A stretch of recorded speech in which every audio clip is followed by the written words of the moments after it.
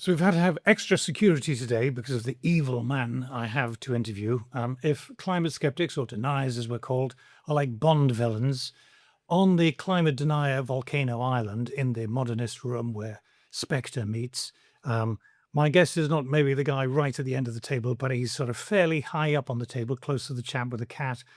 Smog, the climate alarmist blog, doesn't have a good word to say about him. In fact, according to AI, which is translating what Smog says, it says Montford, not a casual doubter, but a sophisticated, embedded operative in the machinery of climate change disinformation. Oh my God, that's so scary. Andrew Montford, welcome. Thank you very much for having me. You look so scary. Yes, I had no idea it was quite so evil, but Yeah, you hide it well. yes. Andrew is a chemist and entrepreneur. Started up a company in science publishing. Is behind Bishop Hill blog, which is named after Lomond Hills in Fife. Is that right? It is one of the hills next to the Lomond Hills. Yeah, Right, which is where you live. which is where I live. Yeah. Are you Scottish or did you? No, I'm English. I'm from Surrey, but yeah, I went to Scotland for university and never went back. And forgot to return. Yeah, forgot to return. Yeah, and it is a lovely place to live. It's the land that time forgot. So And also, Andrew is the author of a brilliant book, the Hockey Stick Illusion. And I have two copies, maybe because I mislaid the first one and I needed to get it in order to help me make a film about precisely this. And needless to say, I didn't give you any credit. But it's a fantastic book. We'll be coming to that later. Or then you became a director of the Global Warming Policy Foundation, Nigel Lawson's think tank. And then after that, you've started Net Zero Watch, correct. keeping a watchful eye on All the green people. all the green people Yes, that's right. through the aliens. So I want to ask, you're a former chemist and entrepreneur. How did you get started in this climate skeptic business? So I was always a little bit skeptical of global warming from when it started, back in the really early days in the mid-'80s, where you started hearing that global warming was coming. We just had the hole in the ozone layer. And I went, this is a strange coincidence to have another global crisis So soon. quite so soon. So that was what got me interested. But it was quite a lot later when I kind of got properly involved in it. So I had this blog called, which you mentioned, Bishop Hill, which was really it was just my thoughts. It was it was vaguely sort of libertarian and comments on the politics of the day. And it had virtually no viewers at all. Nobody read it. I mean, it was 100 views a day, that kind of number. And I just did it for my own interest. And then one day I was directed to Steve McIntyre's blog. Now, people who follow climate know about Steve McIntyre. He's the guy who brought down the famous hockey stick. Yeah, he brought down the famous hockey stick graph. His blog, I just thought, was absolutely fascinating. It was quite a lot above my pay grade in terms Climate audit. Yeah, climate audit, it's called. And lots of statistics, which I don't really do. I'm not a statistician, but I read it and I learned, and as I went along, and then eventually there was one particular post he did, which I was just so outraged at what the scientists had done. They'd just done some really appalling scientific misconduct. And I thought, this is appalling that they've done it, and it's appalling that so few people know they've done it, because it was a very technical blog. So I said, right, my job is to make this accessible to the layman. So I wrote a blog post about what they'd done, and the next day I had 30,000 viewers, and I went, okay, this is going to be this. There's a market for this. So I then started writing more about the climate. And eventually I decided that actually I needed to write Steve McIntyre's blog up into a book, which was what became the Hockey Stick Illusion. I mean, it was absolutely crazy times. I mean, I had young children at the time, sort of 2 and 4, that sort of age. So I was getting up at 4 o'clock in the morning to write for 3 hours before they got up. So it was pretty tough. And, you can imagine I had my wife saying, Delighted. she's saying, right, okay, you're writing a 500-page book about one graph. That's not going to make our fortune, is it? But what a graph! What a graph! I mean, it was of a huge historic significance. This graph, wasn't it? Yeah. So it was, if you like, an icon for the climate faithful. It was, this was supposed to be the evidence that mankind had definitely, That was it. That was that the was it. truth. We had definitely affected the climate, and it was definitely dangerous, because the graph essentially has relatively flat temperatures for 700 years, and then suddenly it spikes up at the end, and okay, that was us. And it's called a hockey stick, viewers. I'm sure you already know, many of you, because a hockey stick goes along and then suddenly goes up if you lie down in a certain way. It's an ice hockey stick rather than the kind of hockey stick we play in the Right. And as McIntyre, who was a mining engineer, often said you would find these in business prospectuses from people when they were trying to sort of shake you for some money. Yeah, absolutely. I mean, that was what was so important about McIntyre in a way, was that it just instantly set alarm bells ringing for him, because he'd seen hockey. It was a known phenomenon in mining that if you want to alarm someone or impress someone, if you want to trick somebody, nothing. Way, yeah, gold or whatever it was, yeah. And why it mattered in climate was, could you expect, because obviously people had looked into the climate history before, and they hadn't imagined that it looked like a hockey stick. Is that right? Yeah. So I mean, the hockey stick was all about the medieval warm period. So it had long been, if you like, a central thesis of the climate skeptics, that temperatures had been warmer in medieval times, and in fact the early assessments of the global climate, so the first IPCC report, agreed with that. They said that the global climate had been warmer in medieval times. So what was Lamb's famous graph? Yeah, absolutely, Lamb's famous graph. So the hockey stick then essentially did away with that. It said, no, that wasn't true. We've got better evidence now, and it wasn't particularly warm in medieval times, and it's certainly warmer now. So current temperatures are unprecedented, was the headline. So just for people who are unaware, in fact, we can have it pop up on screen, but you would have the idea that there's a medieval warm period here, then a terrible sink to the Little Ice Age, which is very possibly the coldest period in the last 10,000 years. Something like that, yeah. And then a gentle recovery to now, leaving us pretty much where the medieval warm period was. Yes. So there's just a little kind of nothing to see here, all part of natural variation, not much use if you want to create an alarm. Correct. That's right. And so the hockey stick was a great way to create alarm. And ever since then, we've had nothing but alarm, if you like.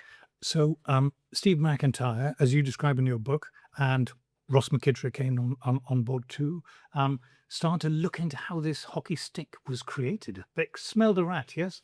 Yeah, that's right. I think McIntyre discovered fairly quickly that there were going to be lots of rats, because he was getting half answers and he wasn't getting all the data, and they didn't seem to know quite where the data was and all this sort of thing. Yes, so just to explain, so McIntyre starts to contact the people who produced the graph, Mann and so on. Yeah, so the graph was produced by a scientist called Michael Mann, who was quite interesting. He a student at the time.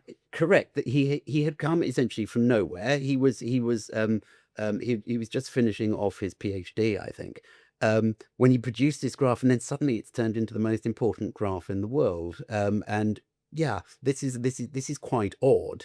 And then for him to subsequently not be able to lay his hands on the data behind it when somebody asks for it, should set alarm bells. So McIntyre contacts Mann and says, "Oh, could you this data that you really? Yeah, could you let me see it?" And the cat's eaten it. Yes. Yeah, all that sort of thing. Eventually, he did get. I think he got most of it, but not all of it.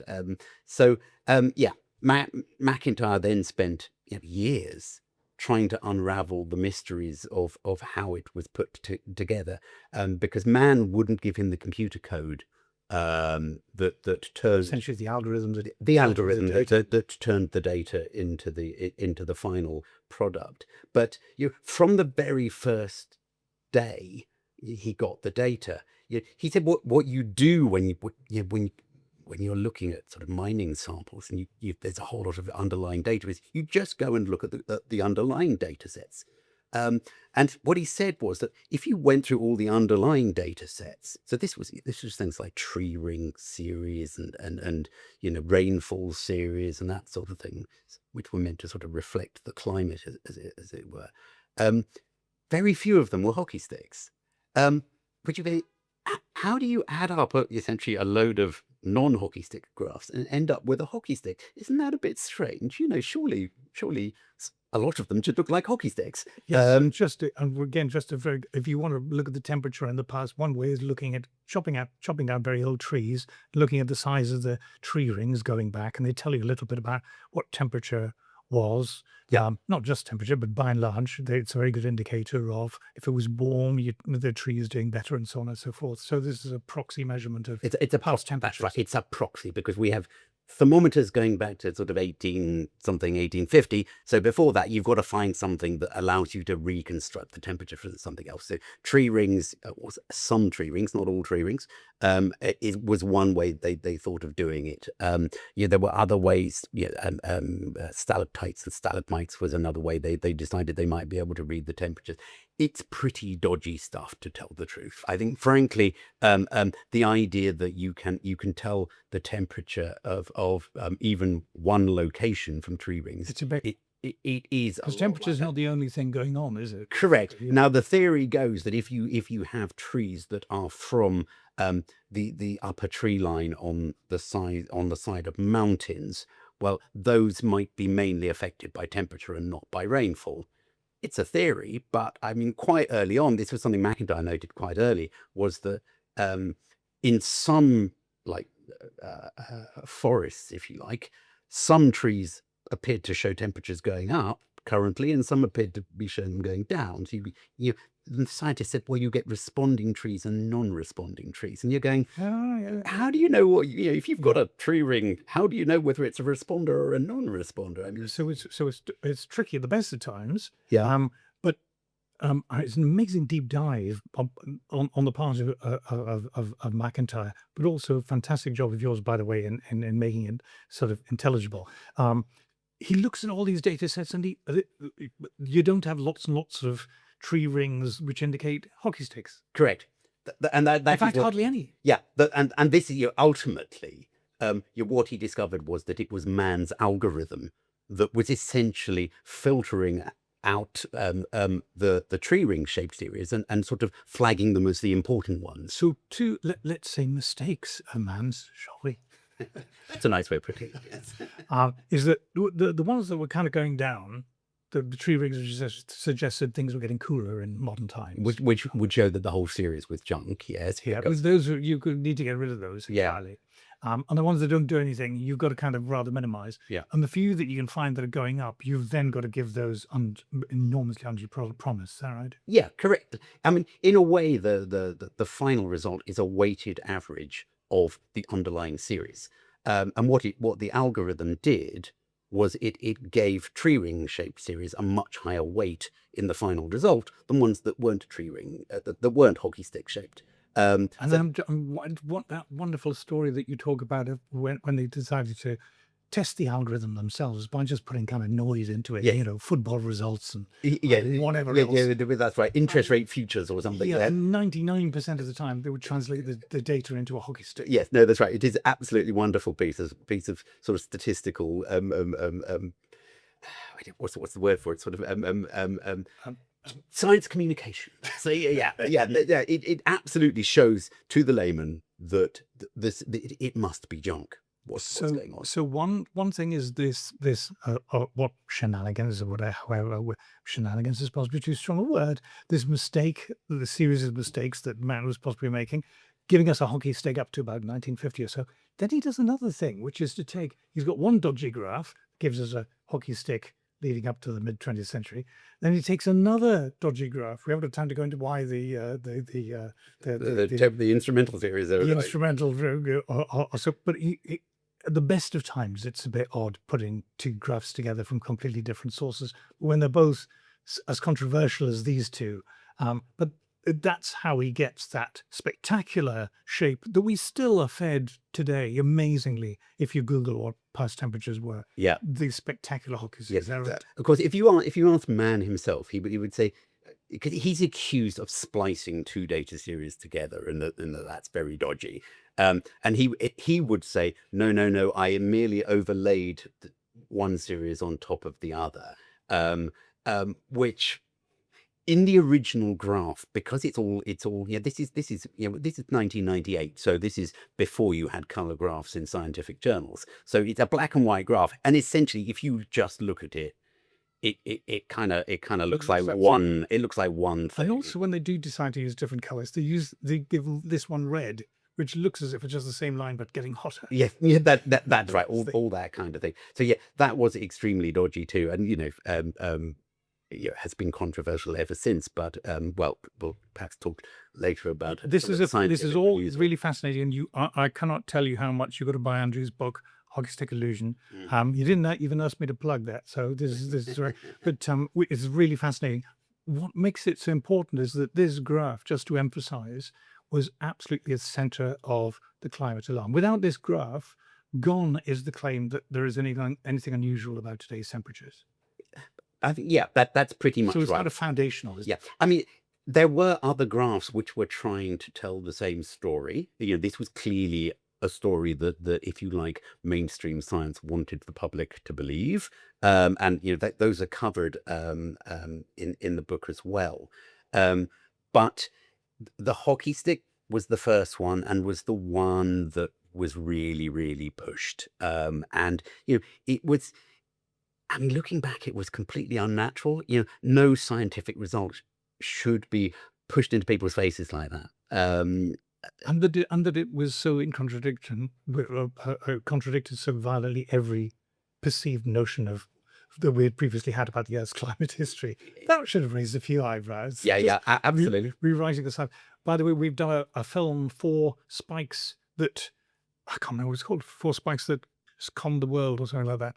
Something with four spikes in the title, about the little sort of wannabe hockey sticks that followed all of them, which very quickly got sort of demolished. I mean, it was much easier demolishing the sort of subsequent ones. The big one to get was the hockey stick.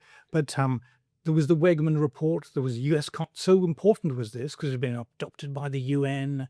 All sorts of people had it on posters. It was just absolutely everywhere, wasn't it? I remember interviewing Wegman in Washington about this. It absolutely sort of confirmed what you and McIntyre were saying, that this graph really was not good science. But what was astonishing is the kind of refusal of the establishment to lay down about this. There was no big mea culpa. Oh my God, I'm sorry, we have misled the public. This is a shame on us. That didn't happen. Yeah. So of course, I mean, you haven't sort of really touched upon ClimateGate yet, but yes.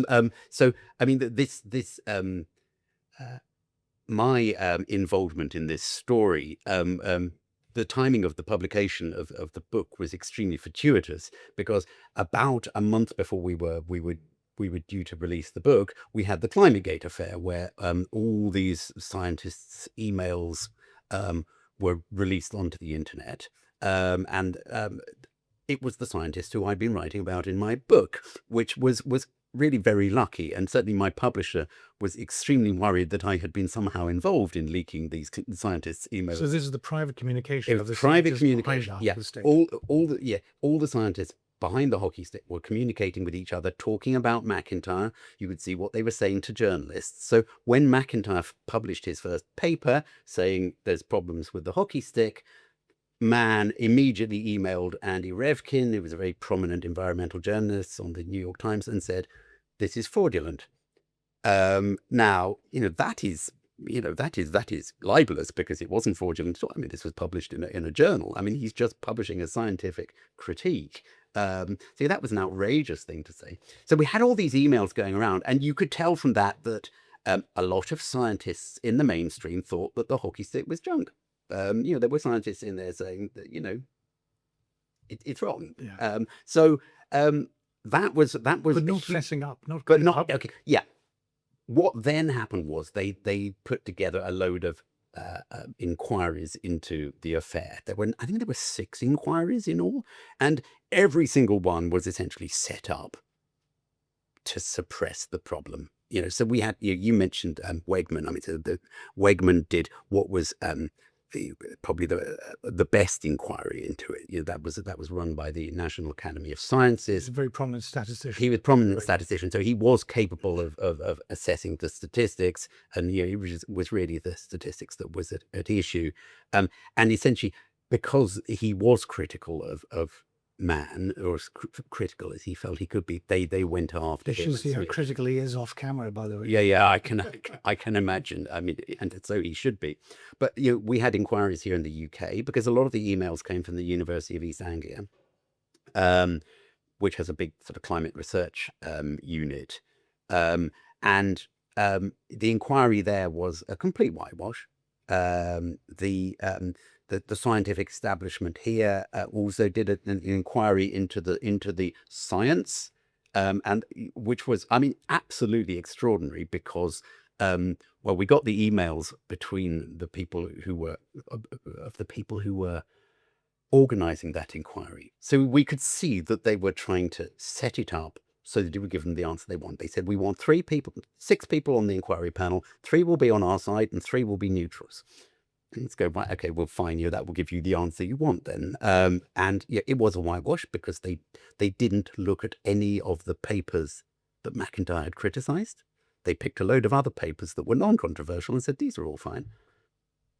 Yeah, I mean, it was a complete joke. So yeah, science, essentially, that I think was a critical moment for science. They should at that point have come out and said, there is a problem here. What McIntyre's done is right. What the scientists have been doing is wrong. Because yeah, there was all sorts of stuff in there with scientists trying to nobble journals and get people fired for speaking out and all that. So that's when the scientific establishment, the Royal Society, people like that should have said, okay, this has gone badly wrong. We need to fix this, but they didn't. They rallied around man. They rallied around the climatic research unit, and they basically tried to suppress stuff. And here we are, 15 years later, paying the price for that. And in fact, far from doing right by the science there, it sort of snowballs. I mean, you look at climate models. I mean, climate models have time and again churned out over the past almost 50 years, churned out predictions which have proved to be fantastically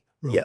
And the normal scientific method is to, if you have a theory, you build a model. If that model, corresponds with reality, the result of then you might be right. If it doesn't, you're definitely wrong. Yeah. But despite the failure of these models, time and time and time again, there is no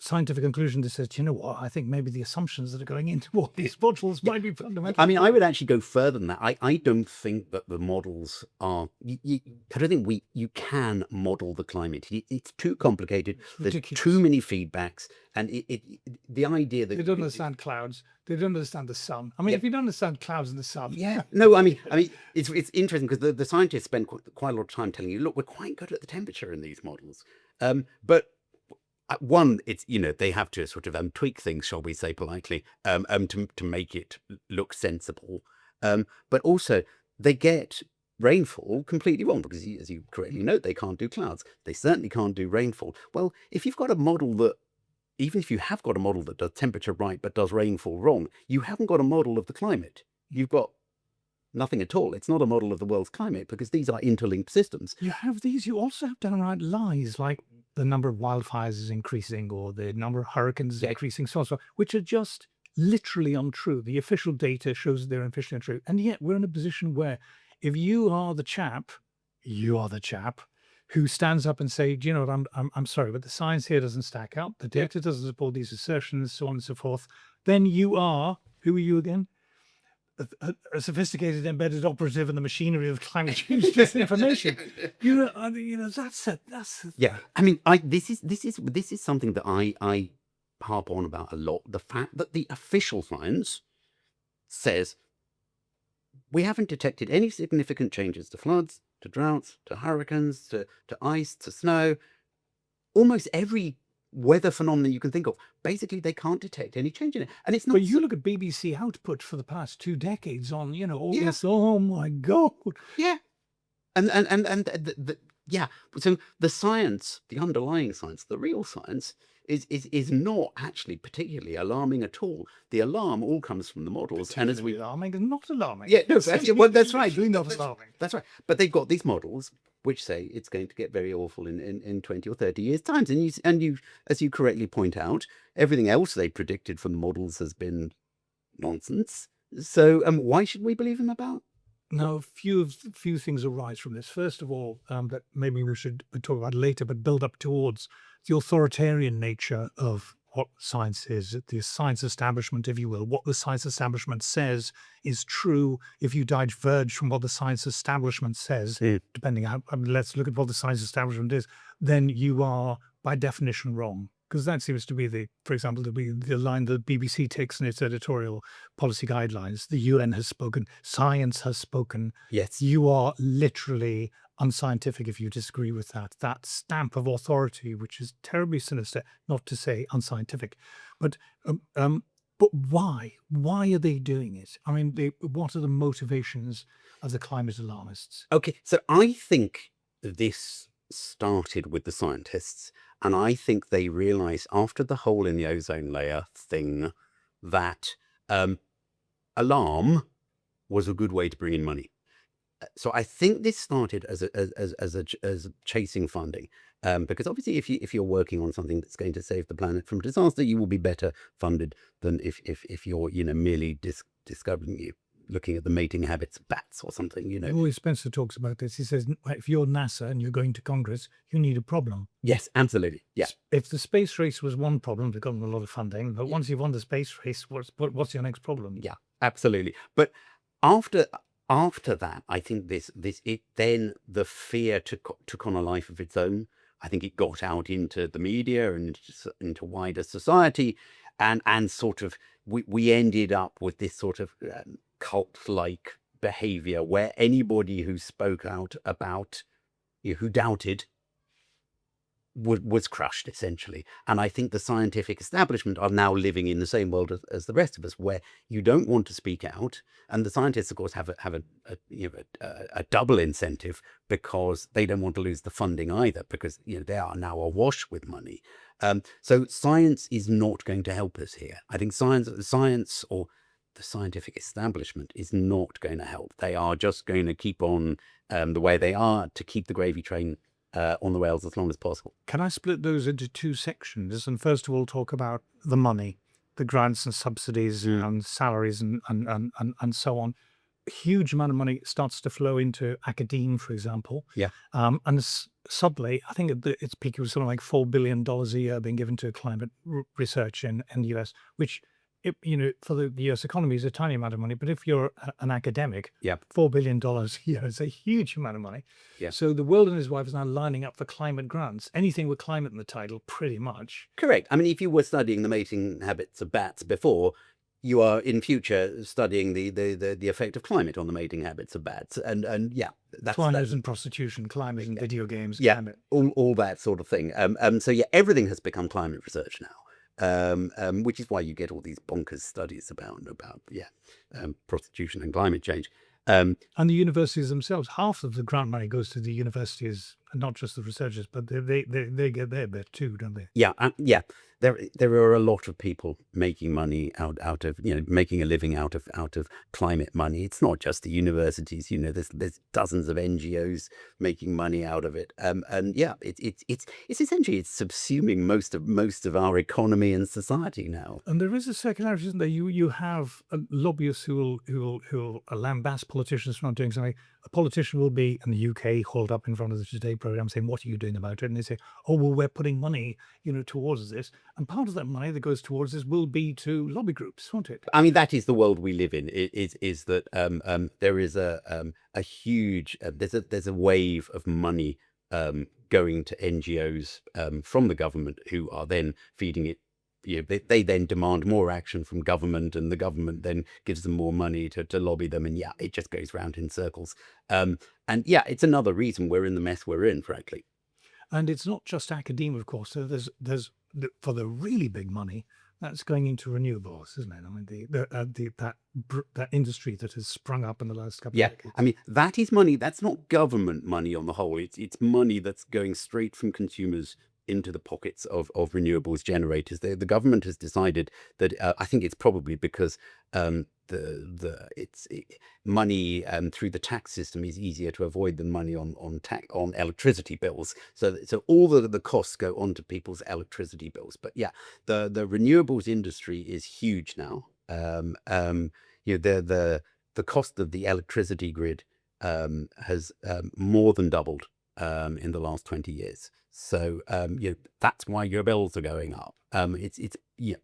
We can prove beyond any reasonable doubt that is down to renewables. It isn't down to anything to do with fossil fuels. So and there's a very similar kind of dynamic going on there, because the renewables are there are people lobbying for renewables, and they lobby the government, and the government gives them money to lobby for more renewables, and on we go. And This is particularly depressing because I know from the history of the early 20th century, when the electricity grid started, when people started getting power to their homes and electricity to factories and so on, the price of electricity went down and down and down and down. And, under a normal capitalist system, that is what should happen.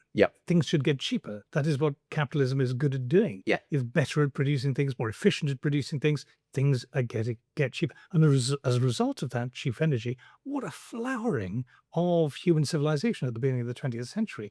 Flight, cars, gramophones, cinema. What an exciting time. We're now in the reverse, aren't we? Things, that entire process seems to be going backwards. That's right. So the long-term decline in electricity prices, right throughout the 20th century, was very much clear. And even if you're an environmentalist, from a green point of view, carbon emissions were actually going down through that whole time too, because coal-fired power stations were getting more and more efficient, so you needed less coal to produce the same amount of electricity. And then we switched to gas, which was even more efficient. And it was cheaper, so the costs went down and the emissions went down. And then the government decided it was going to get involved again, and so we start in the early 2000s. Not to mention nuclear. Correct. We did nuclear in a small way. We probably should have done it in a big way, and we will go back to nuclear. But in the early 2000s, they said, okay, we're going to start doing renewables, and almost it's like prices almost immediately responded by going up. Once you add a wind farm to the grid, it adds more cost to the grid than you save in fuel. Therefore, the price of electricity goes up, and we've been on an upward trend for nearly 25 years now. I remember being told, but surely this makes sense because wind and sun are free. I mean, why bother going under the ground for coal when it's just there? Well, it's good. I mean, the counter argument to that is that oil and gas and coal are free as well. They're just there lying under the ground waiting for anybody to sort of drill them up. But of course, the point is that although the wind and the sun are free, wind farms and solar panels are not free. Well, lovely, bright. I remember at the beginning of the windmill stuff thinking, so many people say, we need them, but my goodness, they're ugly. And I was thinking, actually, I think they're quite pretty, but they obviously are utterly pointless. It takes a hell of a lot to build one of those wind turbines, doesn't it? Yeah, there are pictures that you can see on the internet of the foundations of a wind turbine. They are absolutely colossal. I mean, it's colossal amounts of steel, colossal amounts of concrete. Doing hundreds of tons of concrete in the base. And of course, they're getting bigger and bigger all the time. So 50 tons of steel in each. Yeah, that's right. Each one. Yeah, and you need bigger and bigger foundations because they're making bigger and bigger turbines. And the whole thing, the copper, the steel, all that sort of thing. Engines. Yeah. And of course, the thing that we're sort of starting to realize now is as the turbines get bigger and bigger, they wear out quicker as well. So they say they last 20 years, but actually they're only really going full pelt for about 8 years, aren't they?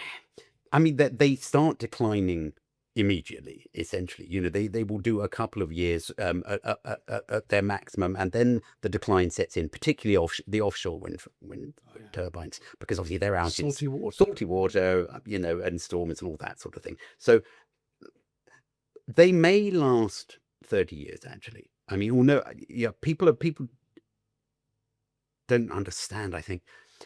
As our electricity prices go up, it becomes easier for the wind farms to keep going. If we had prices back where they were 10 years ago, they would have closed to 20 years. But as it is, they can get much more, so it's worth keeping going. Now, obviously, when we get if we get a sane government in place, then they will do things that will bring market prices down. You can take off carbon taxes, and then we will see wind farms close, and that will be great because that will then make our electricity cheaper again. Mm. I didn't realize insects die on the blades. Yes. It kills insects. And as soon as you've got enough dead insects on the blades stop turning. So they have to fire this incredibly powerful acid all the time at the Right, blades okay. in order to burn off the insects in order No. to get the blades to turn again. This poor chap as well who sort of has to go to this. There's a big staircase up the middle of the thing. He's got to go right to the top to fiddle with the engine because, of course, there's an engine that breaks down the whole time.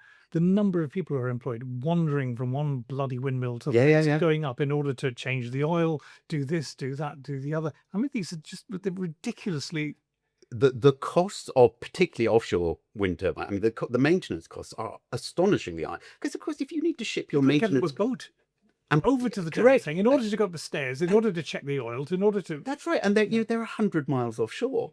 So, actually to get a maintenance crew out there is pretty serious. You probably have to hire a helicopter, actually, and drop them in by helicopter. And, of course, that costs a lot of money. So, yeah, I mean, this is... When there's no wind, they don't work. When there's too much wind, they need to be turned off. The infrastructure that's needed to carry the electricity from the windmill to your main center of your power grid. Yeah, is absolutely astonishing. Yeah. So I mean, this is one of the big worries we have at the moment, is because Mr. Miliband is busy. He's essentially given the grid lots more money to build lots more pylons and cables to get power from the North Sea to where it's needed, and that's going to put bills up, for decades. These are assets that are meant to last decades. So there are huge sums going onto your bills in future. So there's not even a quick solution to this nonsense that they're doing at the moment. No, that's really what worries me, is that they are going to load costs on that we are not going to be able to remove, and if Our children will be paying it off Correct. in years to come. correct, it is actually Paying for our insanity. Yeah, that's right. I mean, we have let our children down in that respect by letting our politicians do this to us for 30 years. It generates electricity, but of course, electricity doesn't power a large cargo ship or a plane or a train or a lorry and diggers and so on, does it?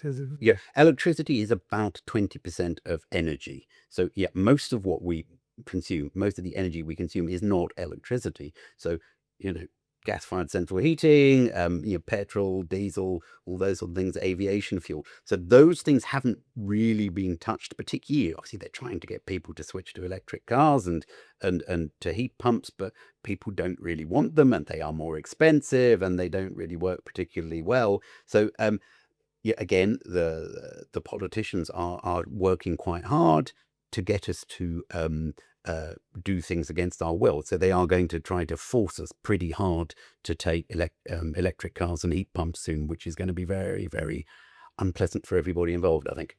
Ultimately, this push to net zero, what will it cost us? Where is it leading?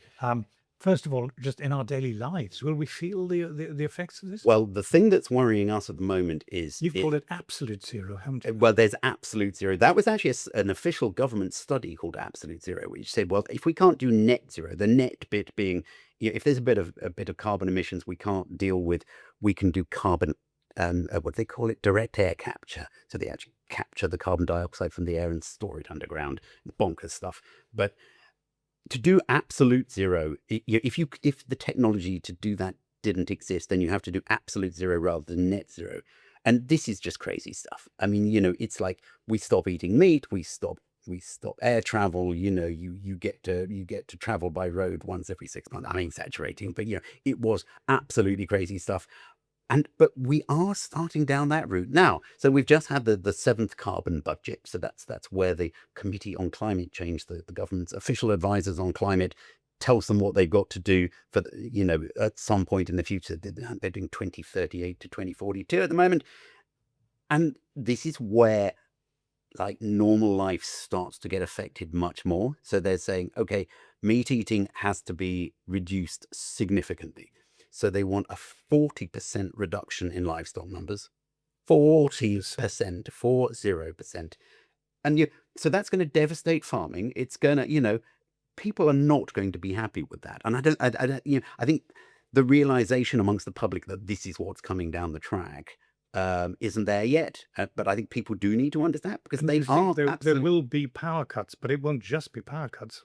Power cuts we think are coming. I mean, obviously we've had 10 days of very hot weather here in the UK recently, and the grid has only just coped. You know, there are And that's when we haven't got aircon.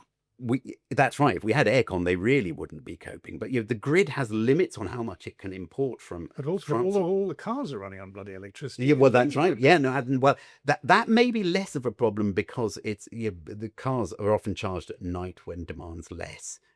But just getting us through this hot spell has been really tough. The grid is becoming very unstable. So electricity will become like we have a hosepipe ban when everyone's trying to water their greens. It'll be a similar situation. We're talking rolling blackouts. So, essentially the grid will switch off one part of the country at a time to reduce demand on the overall grid. So that is likely to be happening in the next few years. 3 days for 3-day weeks and all this sort of stuff. All that, yeah, back to the 70s. Yes, we're old enough to remember that. Yeah.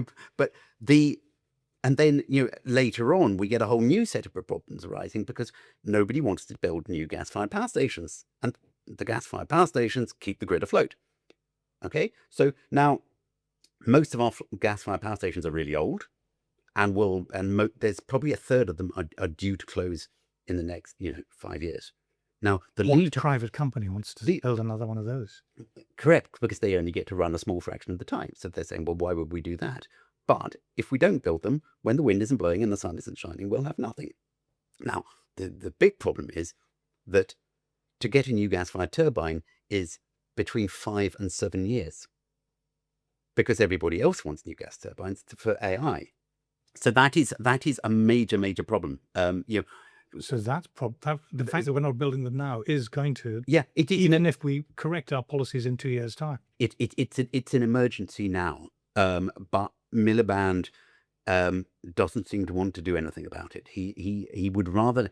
He apparently is very keen on what's called demand side response, which is a euphemism for rationing. Essentially, you get these what they called the agile tariff, where you sign on to say at times of high demand I'll switch things off, or I will allow you to switch my fridge off or something. That's what he's interested in. He wants us to consume less rather than build more gas-fired power stations. Now, this is going to affect everybody, but it will really particularly affect people who have less money. There's a class dimension to this, isn't there? And I sort of understand sort of posh Tory Greens, because they don't like the yoiks very much anyway, so they couldn't give a damn as the yoiks suffer. But Labour Greens, most Greens are left wing. They claim to have some kind of. They claim still to champion the interests of the ordinary guy, the working class, and so on.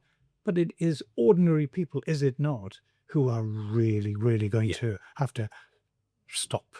We'll have to stop eating meat. We'll have to stop driving. We'll have to stop going on holiday abroad.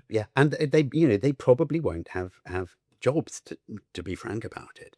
The Labour is an interesting one because obviously there's a lot of what you might call the Islington classes, the middle class left, of which Ed Miliband, university educated, public sector, and they think they're on the side of the working classes, but really they're not. I mean, I went to a fringe meeting at the Scottish TUC recently, which was very funny because they were the proper working classes who were running the show, were sounding off about the Islington classes. Who've never seen a factory in their lives, have no connection with them whatsoever. All that sort of thing. And anyway, somebody stuck up her hand from the audience to ask a question, and her name was something like Clarissa from the Labour Party, which was just very funny. But the unions are rightly very worried about what Miliband is doing, because he is a complete obsessive. And he is going to shut down most of our manufacturing industry. I mean, we've lost 2 out of our 6 oil refineries in the space of 12 months. And we hear that there are some of the remaining ones are in dire straits as well, because it's not just carbon taxes. It's national insurance, it's employment law, it's everything. UK and Germany, I mean, as industrial countries, they are Yeah, absolutely sinking into yeah. It is into a really, I think it's touch and go as to whether we will be able to make the changes we need in time to save up what is left of our manufacturing base, and that's going to be a disaster for the working classes. and this is reflected actually in the as I was looking at the I'm always keen on looking at the social composition of support for various parties. Yeah. British working class, there is 3 times as much support, working class support in Britain for the Tories and Reform combined as there is for Labour. I mean, they are the university educated elite. Yeah. They've got minorities now and people who would quite like to get their relatives in from whatever countries they're in. You know, that's the public sector, obviously, there, but not the working class. I mean, they've actually lost that support. Yeah. And it's not even that they're in danger of losing that support. They haven't got it now. Yeah, no, that's right. I certainly, what I'm hearing is that, in places like Grangemouth, there has been a huge shift from Labour to Reform, because people just are looking at Labour going, well, they're not going to save us. Nothing to do with us. And then absolutely, they just don't recognise them as their own people anymore. Which is quite right. Where Reform have marketed themselves quite well, I think, to lap up that, to collect up those working class votes. So yeah. And these green jobs, these supposed green jobs, first of all, as you say, they're mostly in China and Yes. for a start. Yes. Yeah. But also the notion that if you wreck efficient industry, any efficient technology, and make life more laborious, the idea that that job is something to be celebrated is Absolutely. I mean, and the people at the STUC meeting that I went to were very interested, because the oil and gas workers are really well paid. So these are working class people who've got, there was somebody who did, he was a painter on an oil rig, and he was earning a huge salary. I couldn't believe how much he was paid. He had to work offshore, which was tough, but it was good money. He said, there is no way I can get a job paying this much on shore. It would be less than half. So, that's what we're taking away. We're taking away opportunities for the working classes. Absolutely appalling. and this is a little hobby horse of mine, looking at the old red anti-capitalism, the old red socialism versus the new green. I remember when I was a dirty commie way back when, in the militant tendency in my teens, and back then the old kind of tanky communism was all about building beer factories. The complaint against capitalism was capitalism isn't producing enough. Yeah. The Soviet Union, all these our socialist utopia, we're going to outproduce capitalism. We're going to produce more. It's going to be cheaper. The working class will enjoy material abundance, on a scale that they don't at the moment. And then funny, there's this subtle script. And then if you read green anti-capitalist books today, and I've read so many of them now, the complaint against capitalism is it's producing too much. Yeah. What it's producing is too cheap. Yeah. People are consuming too much. They're complaining that ordinary people have too much. This is absolutely, and they wonder why they're losing the working class vote. But I'm not sure this is commented on quite enough. The degree to which this is quite conscious, isn't it? A desire on the part of Greens, environmentalists, to reduce our living standards. I think if you've never had to sort of struggle for a living, as I think most people in the Labour Party probably haven't had to, then you don't understand what you're doing to people by sort of putting them out of work. It's just like, well, you'll live off the state, same as I do, and that sort of thing. So I think they have lost contact with reality, and there will be a reckoning, I think. You've been doing great guns for years, arguing about this, but it's an uphill struggle, isn't it? I mean, if in media terms, certainly in broadcast media, my experience, which has been bitter, it's very hard arguing about this. There's no debate allowed. There's no criticism allowed, or hasn't been. No, I mean, I can sort of remember when we were banned from the BBC in the mid 2010s, when the whole climate debate sort of ceased to have any scientific grounding at all. It essentially became cult-like, and you weren't allowed to argue. So I would occasionally get on the BBC in the early 2010s, and then since then, there was almost nothing. We spent years with, in media terms, that the Telegraph would publish us some of the time, but they warily, they didn't, they weren't very comfortable with it because they knew that they'd get complaints to Ipso and things like that.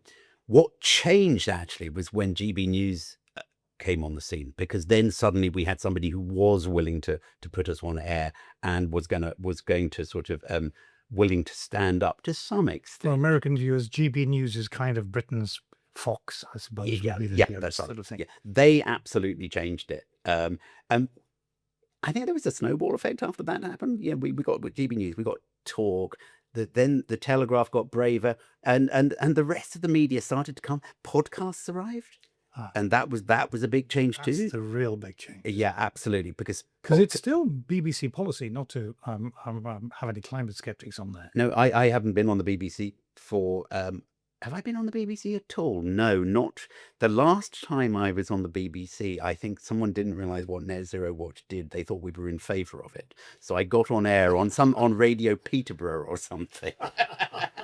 and then I think the poor lady who invited me on, I think she got fired. But it was quite funny. But Also Ofcom. I mean, Ofcom, when you actually have the broadcast regulator who says you're not allowed to have climate skepticism on there, because GB News have to play clever about this, because they have been threatened Yes. for having skeptical stuff on Yeah, there. no, that's right. So they have instructed skeptics like myself not to mention climate science before. You're not allowed to give a dissenting view, because there is a consensus on climate science. And as somebody pointed out, breaking consensuses is actually the way science is done.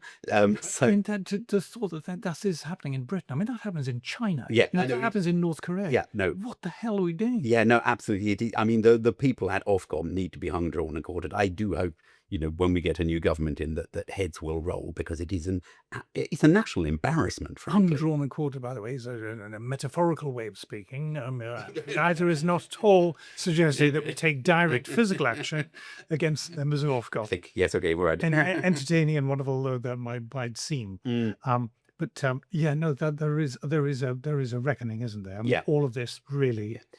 I think in terms of the media landscape, I mean, I am pretty comfortable with where we are now, because I think the message is getting out enough through enough different channels that people are hearing the alternative view, and once they hear the alternative view, we tend to win.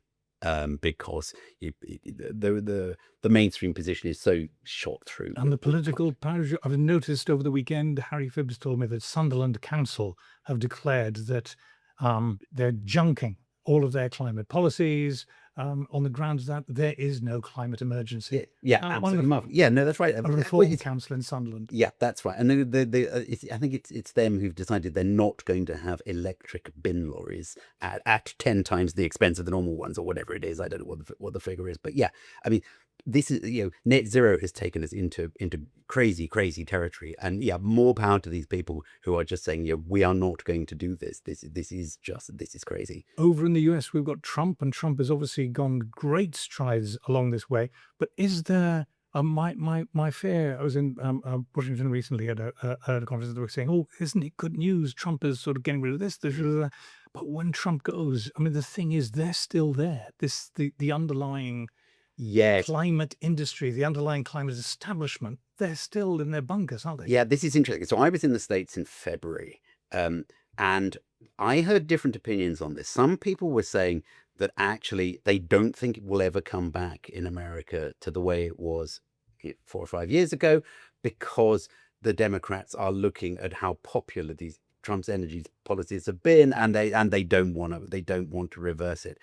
I have my doubts about that. I think, the desire to bring down capitalism hasn't gone away. I think they still want to do it, and it's a good way for them to do it. So, yeah, I watch this space, I would say. Over here, I mean, we are going to get, clearly, the next government, touch wood, will be one that is against net zero, and we will start to see some reversal. But it's going to be much harder here, because we're in much deeper than the Americans ever went. it is going to be really, really hard to reverse out of the mess we're in, and certainly not on the timescales we'd like to see. Andrew, thank you so much for coming on. This has been a total delight. And we've just skimmed across so many things. I'm going to have you back so we can go into greater, I'd love to come back. greater depth. But a final recommendation, please. You should get hold of Andrew Montford's The Hockey Stick Illusion. Fantastic book. Andrew, thank you for coming along, and see you again soon. Thank you very much for having me.